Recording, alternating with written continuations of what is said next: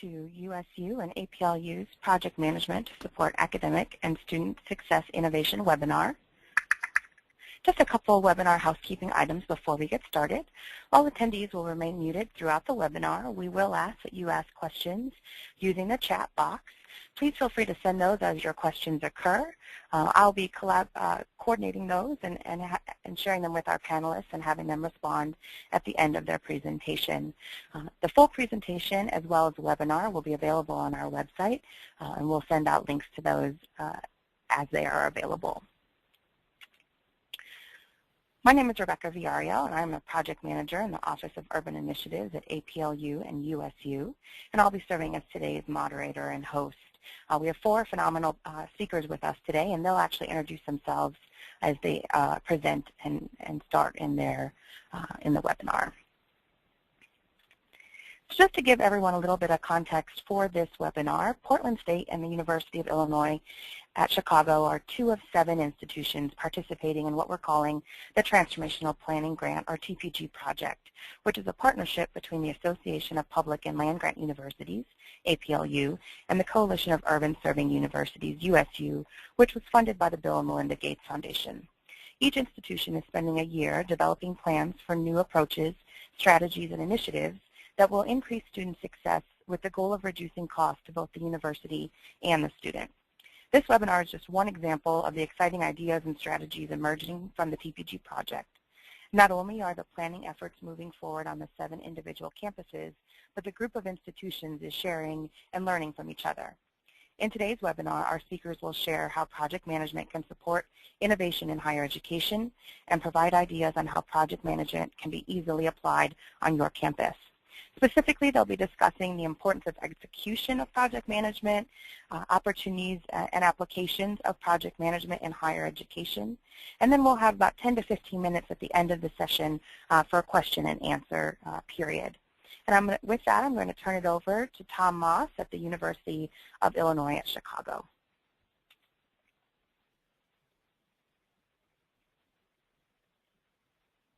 At UIC. Just a little bit about, I'll tell you a little bit about who we are and some background on our Student Success Initiative that is underway here. We are an urban research institution located just across the expressway from downtown Chicago. Some mornings we may actually be in the shadow of the Sears Tower, the Willis Tower, I guess now. We're a fairly large campus. We're about 28,000 students. Of those, 17,000 are undergraduates. Our graduate student population is about 8,000, and we do have students in professional degree programs, about 3,000 of those. Typically, we are rated one of the top 10 most diverse campuses in the country with no racial or ethnic majority. We're about a third Caucasian students, about a quarter Asian American, and this year our incoming class was 28% Latina students. For the first time this year, also, we have qualified for Hispanic Serving Institution status. Our current 6-year graduation rate is right around 60%. First to second year retention is about 80%. So I'll give you a little background about where we are in terms of our Student Success Initiative. UIC's mission includes a commitment to providing a wide range of students access to an excellent educational opportunity. And so it was with that about 3 years ago, a charge came from our chancellor to address our success rates. At that time, our 6-year graduation rate was right around 56%. Our retention rate was then, as it is now, about 80%. After a great deal of discussion among upper administration, 8 task forces were convened to address a wide range of areas, including advising, faculty engagement, financial aid, and several others. A full description of this process, by the way, and all accompanying documents is available at a UIC website. It's studentsuccess.uic.edu, and it's what's shown on the slide currently, and that link will be available after the webinar. The task forces began meeting in spring of 2013. That following November, their work completed. They submitted a total of 125 evidence-based recommendations for consideration.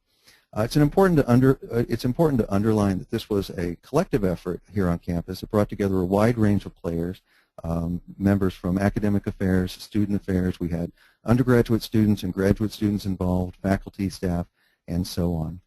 The resulting document was meant to be, and it turned out to be, a blue sky project where everything was on the table, which was terrific, but it also meant that what resulted was enormous and in some ways a bit unwieldy. Those 125 recommendations ended up being about 1,300 pages of text. It was a lot, and the way forward towards implementation was not immediately obvious.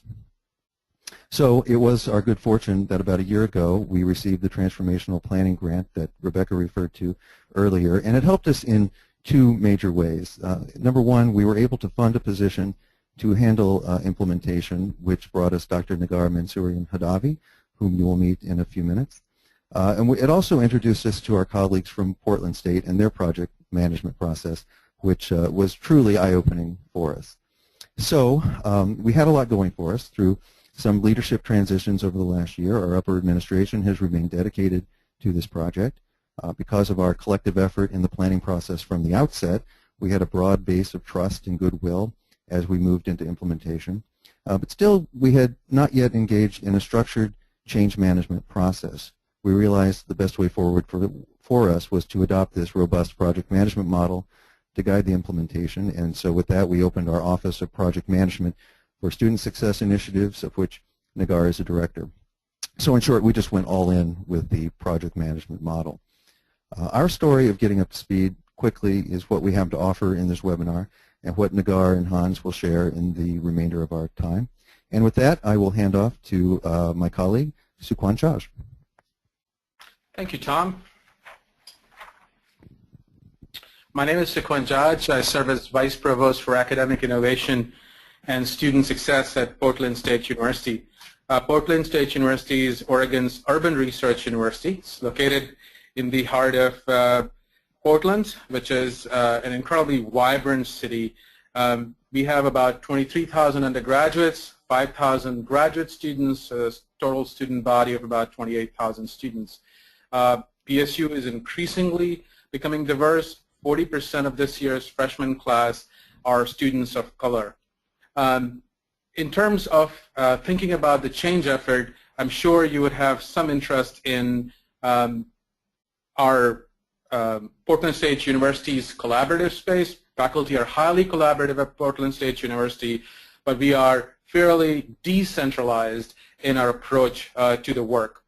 About 2 years ago, Portland State University's hired a new provost. Provost Sana Andrews joined our leadership team, and she was charged by President Wim Webel to address many of the disruptive challenges that were facing higher education. The two projects that we are talking about today, Rethink PSU and Provost Challenge, emerged from the leadership of Provost Andrews. Rethink PSU, you can find additional information on the hyperlinks that are embedded in the slide deck. They'll be made available to you after the presentation. Rethink PSU is our effort to deliver an education that serves more students with better outcomes while containing costs through curricular innovation, community engagement, and effective use of technology. Community engagement has a deep history at Portland State University. Our motto is let knowledge serve the city, and every Portland State University undergraduate does a community-based learning capstone, so it's a vital part of our overall strategy. Provost Challenge for us was one of the first initiatives under the Rethink PSU umbrella, where we used a crowdsourcing technique to gain wide engagement from faculty and staff members in generating ideas to address the disruptive challenges that are facing higher education. Over 1,000 faculty and staff members participated in generating ideas. Around 160 distinct ideas were generated by the teams, and about 24 projects were funded. And my colleagues Hans Wanderschaft will go deeper into how we are managing the delivery of these projects. The projects range in scope and scale, from building fully online programs like a bachelor's of business administration degree or a master of social work, to projects where we are selecting platforms to support deep learning, for example, the e-portfolio project, or process change projects where we are introducing new processes. For example, a major declaration process that was used by 20,000 students over a 1-week period that now allows us to connect our CRM system, advising, and our budget model to students' declaration of the major. Next slide.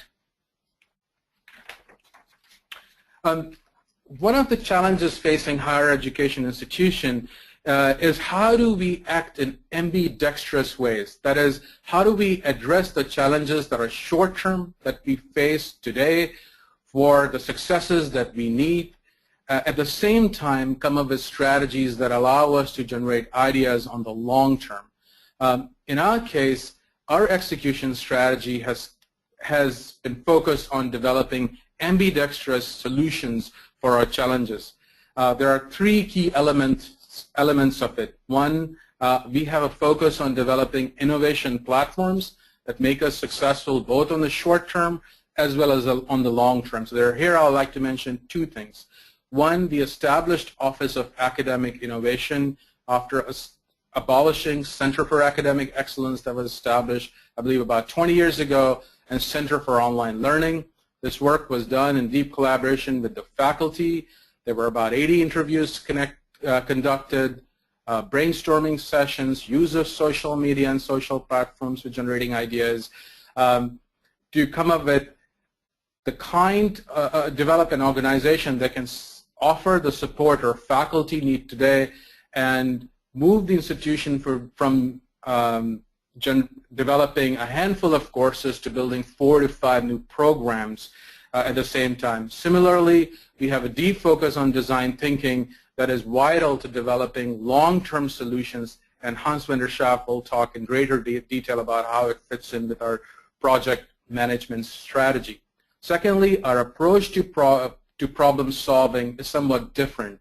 We have used crowdsourcing techniques in generating ideas. We're deeply committed to coming up with very public and democratized ways of generating ideas and creating an innovation funnel that is quite wide.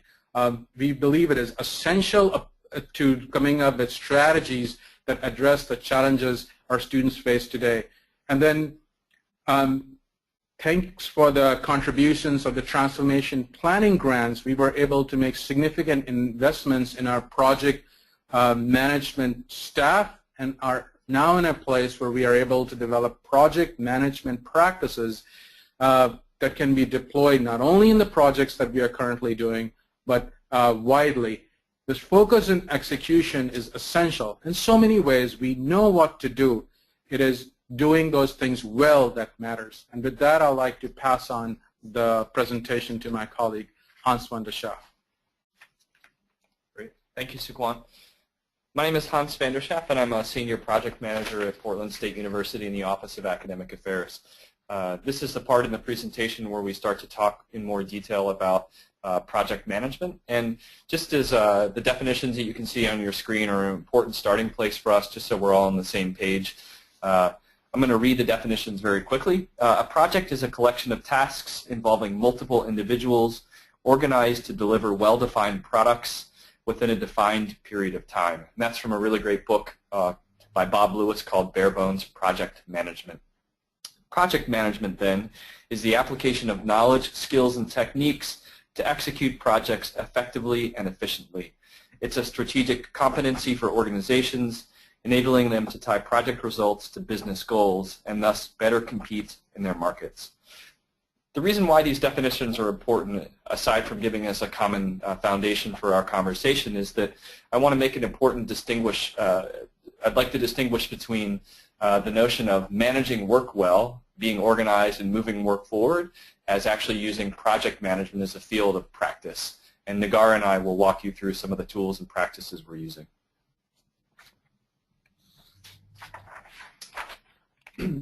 Underlying our work around project management are mindsets and values. They're very crucial, we feel. They're the foundation upon which our project management practices rest. The graphics that you see here are pulled from some great resources at the design school at Stanford. I'll talk a little bit more about some of our work around design thinking, but these mindsets and values really capture how we think about our work. First is the importance of showing and not telling through drawings, watching and observing users and students and other constituents using products and services, we feel helps us really uncover what they really think and what they feel. Following that is an emphasis on being centered around people. The goal with this is for us is to make things that primarily work for people within the constraints of our system. And this is different than caring about people while we do. This deep sense of empathy that we try and embody in our projects really touches every part of a project. So it's more than just bringing users in at the beginning of a project or stakeholders in at the beginning and then stakeholders in at the end. We engage the people that we're working with and designing for throughout all stages of our projects. Prototyping is really important in the culture that we're working to create here at our institution, and that's the notion that experimenting is very valuable and that it's actually okay to fail fast. And sometimes in academic culture, I think sometimes we strive for perfection. Here, we don't want to let perfection kill any of our ideas, and so we really try and do things quickly and learn as quickly as we can through this prototyping. Radical collaboration is very important to the work that we do. As you'll see with our work with Provost Challenge, we have a large amount of information that's readily available to our partners here at PSU and also throughout the world. We feel that openness and authentic transparency create a space for trust, and that space for trust is really crucial to facilitating team learning and also for the learning for our stakeholders, which again I think will get us to the solutions that we want to enact. Last but definitely important is a bias towards action. Often when people think about design thinking, their first reaction is, oh, you just think about problems. No, actually we work on problems and we do work on our solutions, and we're very active in our work. And so you'll see that, I think, reflected as well in some of our discussion moving forward. This slide is just an example of some of the work we're doing around visual thinking and synthesis. This is an empathy map that's modeled after one of the examples from the D School at Stanford. We feel that visual thinking helps teams learn, and it helps to create a common understanding of the problems or opportunities or projects that we're working on. This synthesis is really important. As Suquant mentioned, the problems that we're trying to solve are very complex, and it's very important for us that our teams have a way to make sense of all the information, the insights that we gather in our conversations. And this is a very nonlinear process. And so we feel that visual thinking is really important to helping us develop insights and activities and solutions that are different than just a linear or waterfall methodology approach to projects. This slide is one of our project teams that's working on understanding adult learners. We've done a lot of work around collecting market research for the adult learning market, and now we're sort of ground truthing that data and really looking to see what are the insights that we can learn from students at Portland State and potential students as well. And so you see in this picture that the project team is very active, and their co-creation is more than just putting Post-its up on a wall. It's a very intentional value or practice that we use, whereby we jointly create as a team, and those solutions, what we found, tend to be much more powerful than any of the ideas that we could come up with on our own.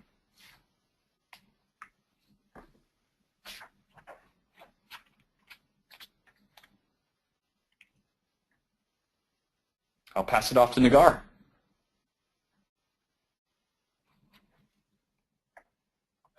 This is Nagar Mansourian Hadabi, the project manager for Student Success Initiative at University of Illinois at Chicago. As we walk you through steps of how a project unfolds, let's discuss the roles and responsibilities here. You see here the role of executive leaders in the project is listed as the first bullet, and there is a good reason for that. Having the support of an influential champion or an executive leader is a precondition for the success of the project. There is a strong research evidence out there on the importance of having the buy-in and direct involvement of leadership level advocates who are willing to keep their active engagement over time for their project success. In higher ed, this often translates to campus leadership, deans of colleges, and so on. Their commitment to the project's work works as the backbone support of the entire initiative. So the project manager role, I'll talk just briefly about that to help inform our conversation. Project managers have different roles, both within our institution and across other places as well, and that depends on I think the context and culture of a place, the kinds of projects that need to happen, and personalities, things like that. For us here at Portland State, our role as project managers is really defined by our role as servant leaders, and we can talk a little bit more at some point down the road in the presentation about what that means. But it's really important to how we conceive of our role as project managers. So one of our key areas of attention as project managers is on managing the scope, which are the parameters of a project, and also the schedule, which we think about as a timeline with dependencies. We help facilitate decision making, and that's a critical role for us in our project teams, is really helping facilitate teams work together and communicate together really well. We also support our project teams and project leads with managing budgets and also helping to align activities and resources. There's a continual dialogue in our projects around how do we best match those two.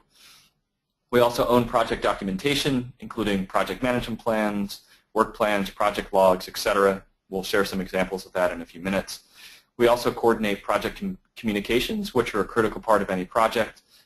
In a multi-stakeholder environment, which I'm sure many of you who are listening work in, it's very important that we help to bring our key stakeholders along with the progress of the project and also engage them in solving issues and risks. The day-to-day work for a project manager here looks like attending project meetings, including preparations and follow-up, facilitating teamwork, creativity in shaping and in problem solving and throughout our projects, and also a keen attention to detail that supports our projects with being successful. I'll close this slide by mentioning a little bit about what I consider the art of project management. The projects that we manage here in many ways are not that technically complicated. We feel like in some ways we have a sense of where the solutions are, what the challenges are. Our role is really in harvesting or facilitating the great intellectual capital we have of the project teams. And that requires an art around facilitation, around the soft skills of communication, around deep listening, and empathy as well.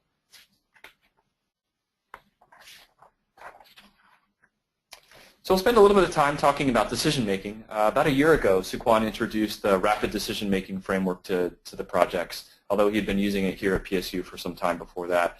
It comes from Bain & Company, which is a consultant group, and they've got some great information on their website as well.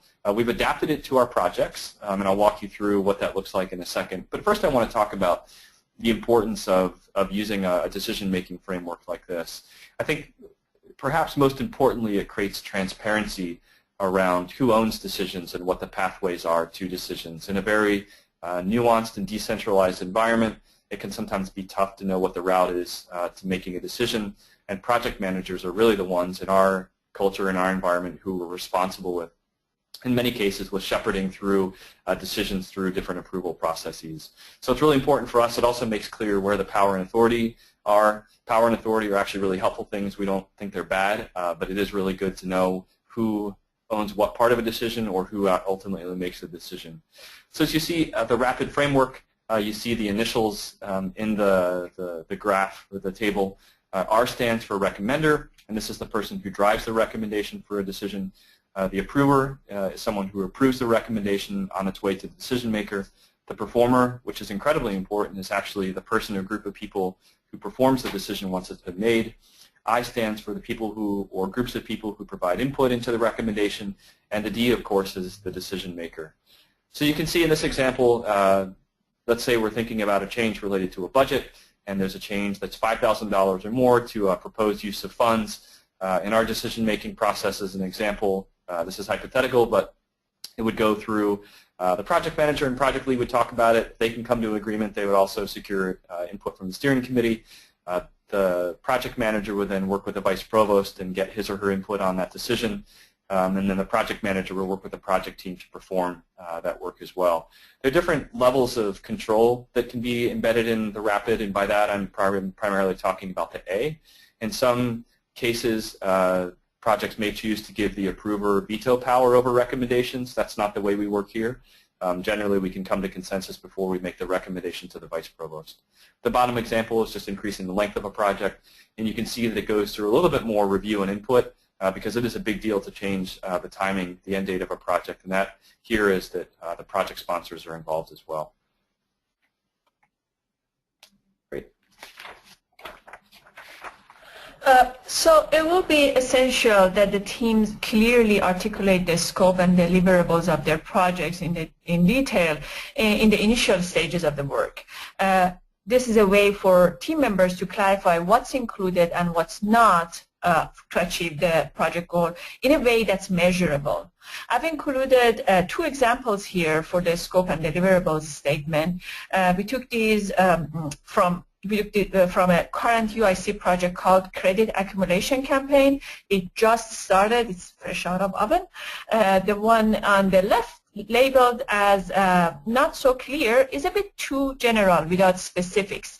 It talks about developing strategies to improve student success rate, and it also mentions a marketing campaign to engage stakeholders across campus, but not much more specifics on deliverables.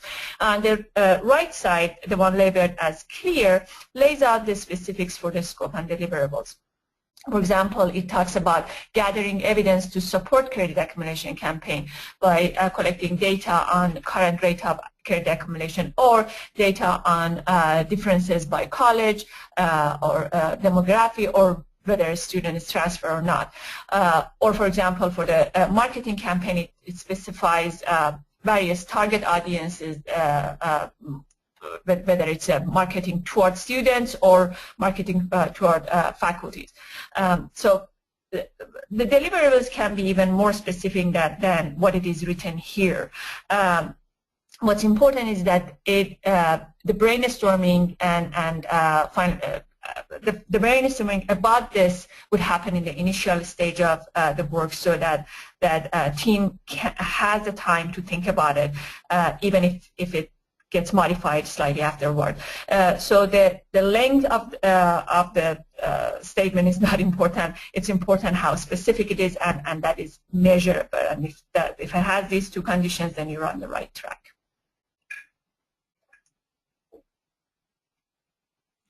So in our projects, we use phases to help us understand where we are in the process of a project or achieving a solution. They're very important. There are different ways that different project management teams or projects conceive of phases across I'm talking outside of PSU as well.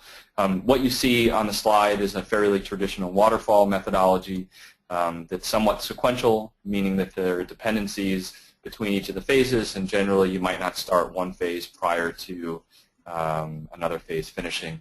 In our reality and the way we think about constructing our projects, I would say we probably fall at this point more into what I would call an overlapping framework, where there's some iterations and one phase is ending as another phase is beginning. I'll talk a little bit more in a second about design thinking and how that's influencing our thinking about phases of projects. I don't really ever know a situation in life where things are fitting neatly into boxes like this, but that's why we're adapting our framework to match. But I will define these because they actually are important for how we think about projects. Initiation, for us, we define that as providing high-level clarity on a project's purpose, scope, and deliverables. We spend a lot of time in this phase working with project teams to develop those items. In the planning phase, we're actually planning the work. We're developing our project management plan. We're developing our work breakdown structure. And we're also developing our project plan, which, again, is our schedule with dependencies. Implementing and executing is fairly self-explanatory. We're basically working the plan and doing the work of the project. The monitoring and controlling or piloting phase is where we're testing, piloting, and adjusting. And then the close part of the project is where we're discussing and identifying lessons learned, and also finalizing conversations that we've been having throughout the project around how do we facilitate project sustainability.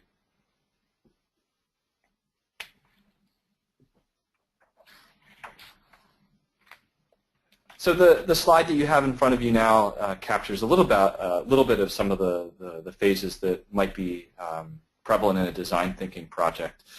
Design thinking is an approach that's being deployed throughout the world. It was coined most prominently in 2009 by Tim Brown, who's the CEO of IDEO.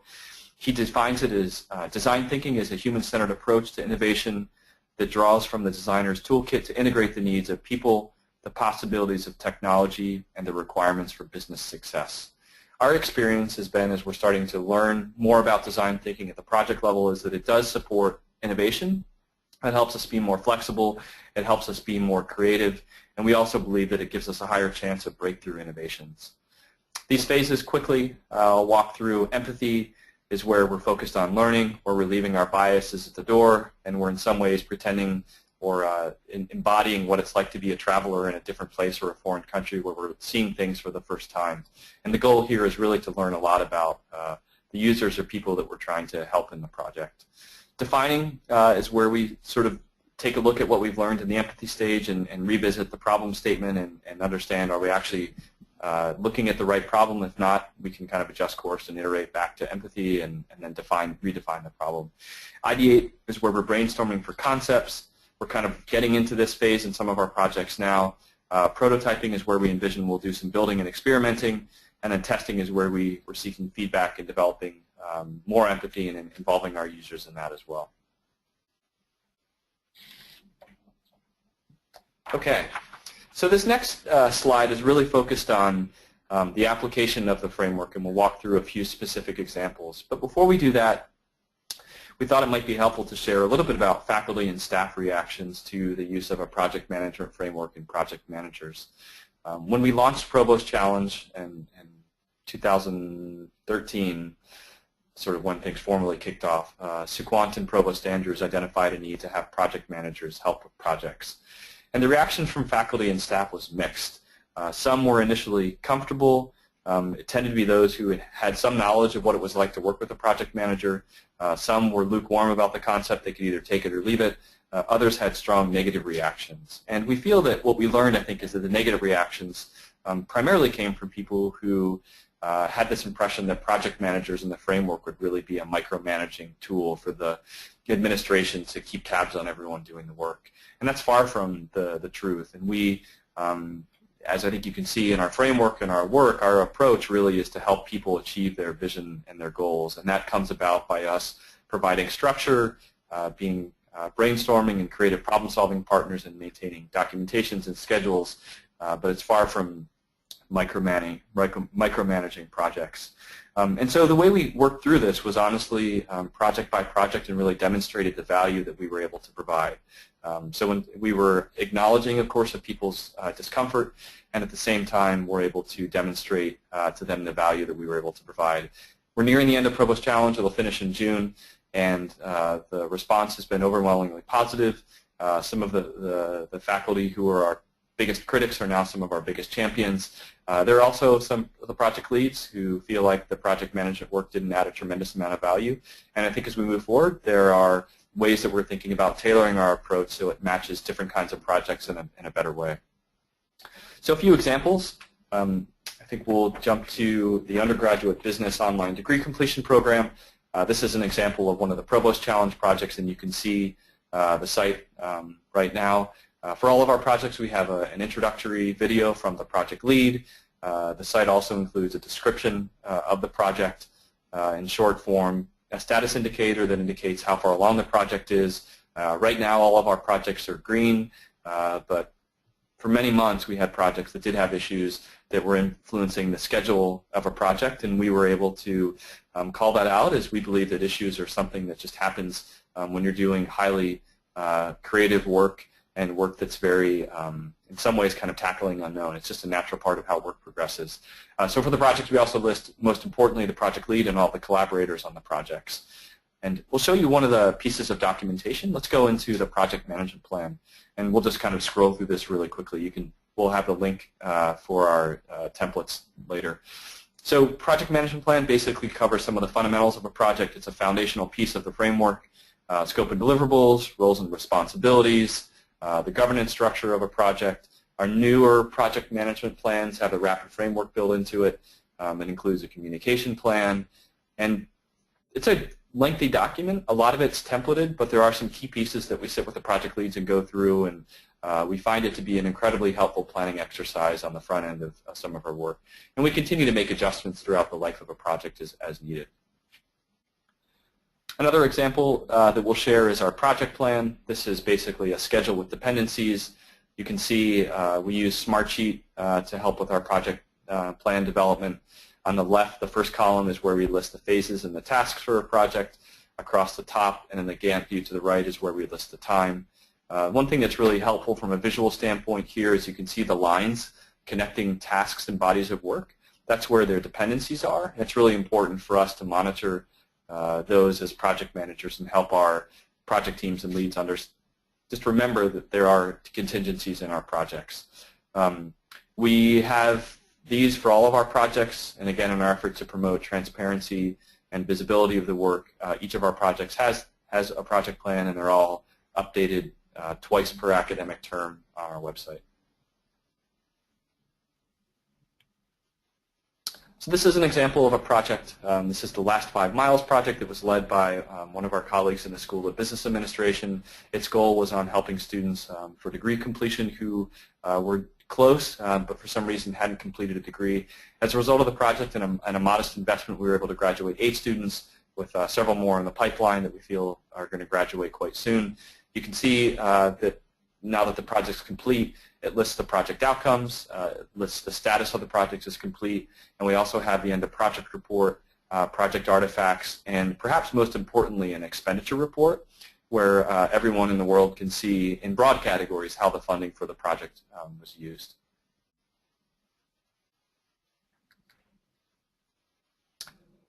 This is our project management site. I believe that we're going to pull up a status report show. So we, twice per academic term, we release a status report on the projects that are happening within Provost Challenge, and we'll continue that under the Rethink umbrella very soon to involve some of the newer projects that are happening as well. The first 2 pages give a summary of the status and the progress of a project, and then each project has a specific page where we detail the achievements during a certain time period, the goals for the next time period, any key decisions or open issues. And so if you go back and look through some of the status reports from, let's say, I don't know, mid to late 2014, as I mentioned before, there were definitely projects where we felt the schedule was at risk. And so the project managers and the leads, the vice provost, we were all collectively putting energy into resolving those issues. This communication piece is incredibly important for us to keep the campus community apprised of the progress with the work. It's also been an interesting learning for us in people who have devoted a significant amount of energy into their projects, that being the project leads and teams, and helping us collectively be comfortable with the idea that things indeed can be at risk, and it's not a bad thing, it's just an indication of where we need to spend energy and time. So to close off this part, I'll just mention that we are using the framework throughout other Rethink projects as well. As an example, we're building flexible degree programs for adult learners. We're using it there. We're doing a business model analysis project. We're using it there. And we're also starting to fold in some of our work around learnings around design thinking at the project level as well. It's really important, and one of the reasons why we have so many of these templates available is that we really want to build project management capacity in the units within the Office of Academic Affairs. And our goal really is to have a very small centralized team that manages high-profile projects, but also importantly supports us collectively in improving our knowledge and practices around project management work. And key to that is having an executive sponsor who values thinking about innovations in work from a project perspective, and also, of course, connecting that to larger portfolios and larger strategies as well. But we're using the project management framework beyond just the formal project managers, and we're finding really good success in both how the projects are unfolding and the learning of our broader team.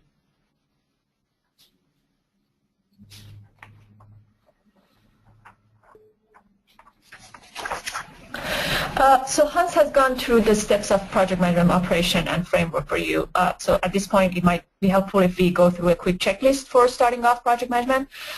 First, you would want to engage an executive level sponsor who is wholeheartedly committed to a project approach and to innovation and change. Then identify where the need is for the project management support and identify resources. Hire a project manager and possibly a support for this person. You would want to shape the initiatives into projects, and you also want to build or tailor a project management framework to your unique institutional needs and culture. You would need to develop templates, tools, and practices for your institution's project management practice. And last but not least, project managers' favorites, build a Gantt.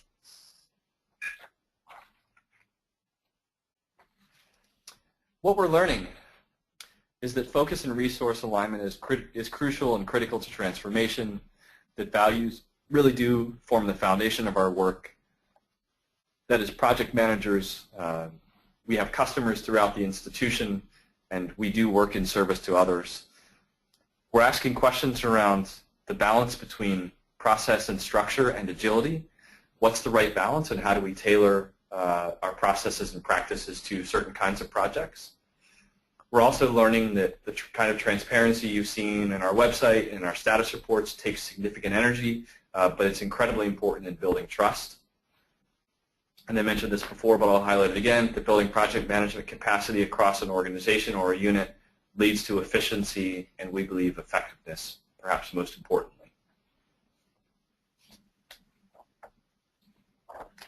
Some of the resources that we've collected we thought might be helpful.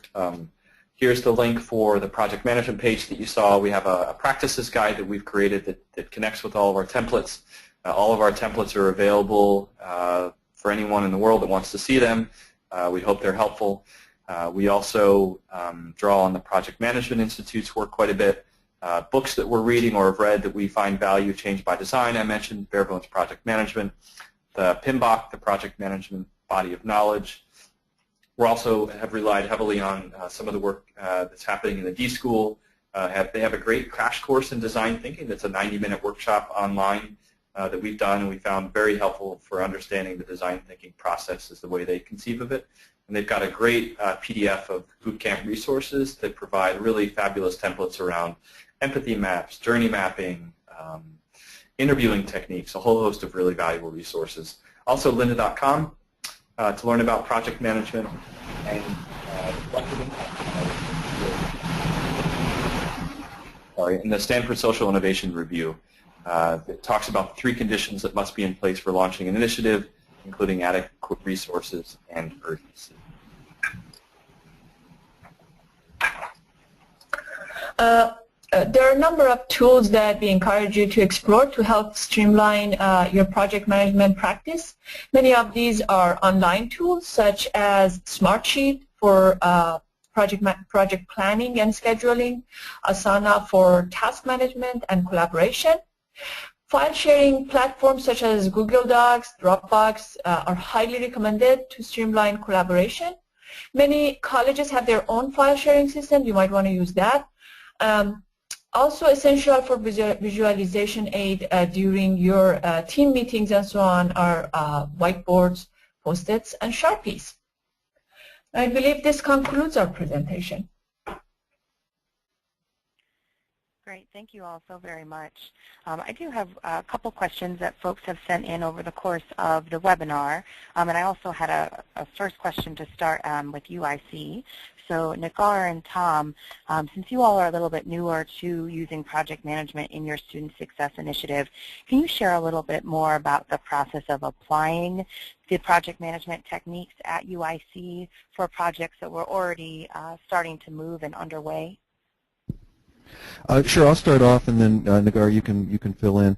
In our situation, we had begun a process of pouring through the recommendations when Nagar started. So, in terms of our current Student Success Initiative, there were no projects coming out of that were that we had to reintroduce this process into. So we're fairly lucky in that regard. I don't know, Nagar, if there are existing projects that are out there that were ongoing, that were maybe separate from the initiative that might be included in there. You might have more to add there. No, it's basically what you said. We had the recommendations within the initiative that we turned them, consolidated them, and turned them into projects, and then we implemented that. The project management framework, we basically adopted project management framework going forward with the existing projects. I mean, I can say that this is a fairly new concept for us. So as we are just starting to feel our way through it. The response so far has been extremely positive, and we weren't really quite sure what to expect. But I think the project leads so far have really appreciated the structure and the support, frankly. We've made a point throughout this process to ensure them that, while we've been rolling out these 10-page templates, that Nagar was here to help complete them. And I think that's probably a key takeaway, that if we were just to throw this stuff at the project leaders without any support, that would be a problem. But that's hasn't been the case here. Great, thank you so much. Hans and Saquon at PSU, you talked a little bit about kind of the next phase and some changes you all are thinking through and beginning to maybe implement in the next round in your project management techniques. Can you talk a little bit about what those changes are looking like? It's a good question. We're really thinking through it right now. We had a session, so through the Transformational Planning Grant, we've been able to engage an innovation management consultant named Albert Vendors, and we had a session with him earlier this week where we kind of looked at his process of holistic innovation and kind of where more analytical methods of innovation and project management compared to more of the design and design thinking methods. And so we feel for us the sweet spot's in this middle where we can pull from both analytical and design approaches. But what we're doing and what we're focusing on, I think, for us is the analytical approaches seem to be, from what I have experienced, most well-known and people are familiar with that. But the design thinking area is where we really want to grow. So what's interesting about this is that as individuals who help project teams define and execute on projects, I think the project managers need to be able to, in some ways, exist in parts of both worlds so that we can draw on these toolkits and kind of off-the-shelf ideas that we can then share with project teams so they can then modify and use. And it's really important because I think that there are different kinds of mindsets and brain space, honestly, that you go into when you're thinking very creatively and where you're thinking very analytically. And so it's something we're thinking through as we start to combine what started out as a very traditional project management approach for some of this work around design thinking.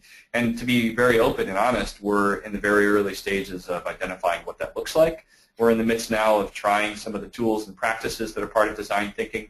And I think over the arc of the next 6 to 12 months, as we have a chance to practice with these tools, we'll have a clear sense of how we can embed design more concretely into some of our templates and our practices around project management. Saquon?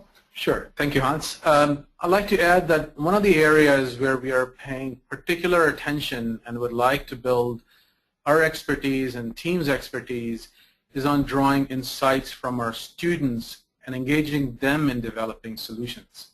As I shared with you earlier, we use crowdsourcing for developing our ideas, and there was a deep engagement by faculty and staff. Over 1,000 people participated. We are an institution with about 28,000 students and 3,000 to 4,000 employees. I think the number is even higher. What would it look like if we had 30,000 people actively engaged in generating ideas and developing solutions for improving the student experience? I think that's kind of what we are after. How do we not only use the traditional techniques, which we're quite familiar in the academy with quantitative and qualitative research, but based on my own background as an architect, begin to do sessions with students on design insights, the insight sessions. And there we are spending time with our consultants and ourselves, spending time actively engaging students in problem posing, generating values, prioritizing solutions, and so on. We believe it will make us effective and in part allow us to address the disruptive challenges, the long-term challenges where we need to engage in deep problem solving and not just look at what do we need to get done in the next 6 months, 12 months, 18 months. What do we need to, how do we even pose the problems 5 years out or 10 years out and so on. Great, and I have another question for the PSU team. So one of the attendees has asked specifically about the decision-making process, so the rapid decision-making framework, and asked if there were particular advantages of this framework compared to the RACI matrix, which would identify someone that's responsible, accountable, consulted, or informed. Do you all have any quick discussion about the choice of that decision-making framework or the advantages to that framework? Sure, I'll be happy to.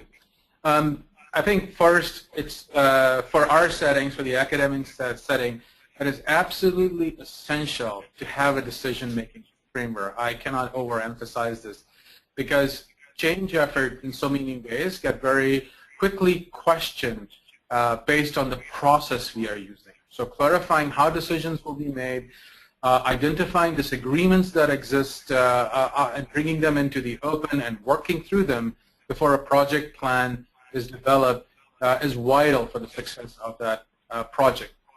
One of the challenges we face is the complexity and the various roles different stakeholders have in the decision-making process. The funding might be controlled by one unit, technology infrastructure by another, decision-making sometimes might reside in the provost's office, and curricular decisions are being made by faculty teams proposing the ideas, as well as faculty in various committees in the faculty senate and so on. We have found RAPID to be a decision-making framework that works very well for our setting. We have experience with this. In so many ways, we rely on this for that reason. We found this idea of agree with a decision to be particularly important versus input, clarifying those two roles so that there is no confusion about when we are seeking input from a particular group of stakeholders or a person or from a unit versus where their agreement is absolutely essential. It reduces confusion. But more importantly, for the change effort, we encourage you to build in a decision-making framework as part of your project management process. Culturally, if RACI works better for you than the one we are using, use that, but nonetheless, build this as part of it. For us, having this clarity around various roles, particularly around where agreement is needed versus where input is needed in a very distributed environment, it has worked rather well. Great. Thank you so much for that, Saquant. And then I had one other question, and both teams, maybe we'll start with PSU and then move over to UIC. Both teams are really making a concerted effort to share communication campus-wide about these efforts. So PSU and UIC both have information about the projects on websites as well as other communications. Can you talk a little bit about the strategy behind that and describe some of the efforts you all are using to share what's going on in these projects across campus? So to make sure I understand, questions on strategies that we're using around communication, is that right? That's correct. Yeah. So it's interesting. Communications probably takes up about 20% of my job, something like that, and it's very important. So we use a variety of channels. Saquant and I are co-authoring an article on the Provost's blog next week or later this week. We distribute through other blogs through the Office of Academic Innovation, one of our partners around campus that we work with very closely. We do presentations to Faculty Senate. We do have conversations with the Student Association and student leaders. I'm trying to think what else. Yeah, I think pretty much. Department chairs. That's we right. Talked, like I was at an administrative presentation last week for our Human Resources Department. Yeah. In our case, just stepping back, why do we focus so much on communication? And Hans touched on the subject when he was walking through the project management process. Ongoing communication and transparency is necessary for building trust, particularly when we are talking about change that involves technology. If you look at national data, there's a 30 percentage point difference between faculty attitudes toward use of technology and learning and administration's attitude. In general, administrators think that online learning and other things are far more effective than faculty. This is well established in national surveys. And now if you have a change effort that focuses on use of technology, it is essential that we maintain the trust we build using a crowdsourcing technique in how we communicate, how often we communicate, and what we communicate about. For example, we have built a communication plan pretty early on that identified all the channels that we use at PSU and identified the kinds of communications that are important. I share the project status update quite widely at campus. We present the ideas to our steering committee of our faculty senate, and they invited us to present to the faculty and asked us to host a celebration of faculty work, which we are hosting in May. We have focused a lot on communicating how the funds are being used to support faculty ideas. Again, it is vital to do this to build trust that is essential to support a change effort. So we use a multi-channel approach. We create a wide variety of artifacts, and from people-to-people communication to emails, social media, and other forms. Great, thank you. Tom or Nagar at UIC? Yeah, I'll jump in, and then Nagar, you can jump in as well. And I just want to underline what Sequant said. There's absolutely the value of creating transparency and ensuring trust. But there's also the issue of accountability because, as you saw with Portland State's status reports, it is there for everyone to see exactly what stage of the process each team is in. So I think that's really important as well. I'll only add one other thing. We too have a website. We have presented at numerous summits to a variety of people. We have mass mails that go out regularly to everyone on campus.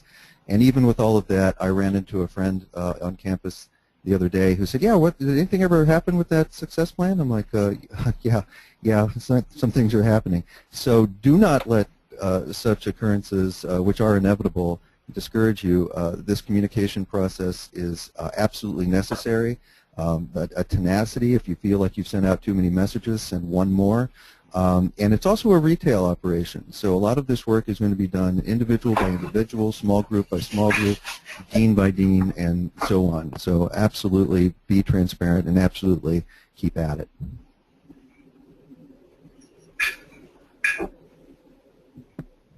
Great. We just have a couple minutes more, so I'll open it up. Any closing remarks from any of our speakers?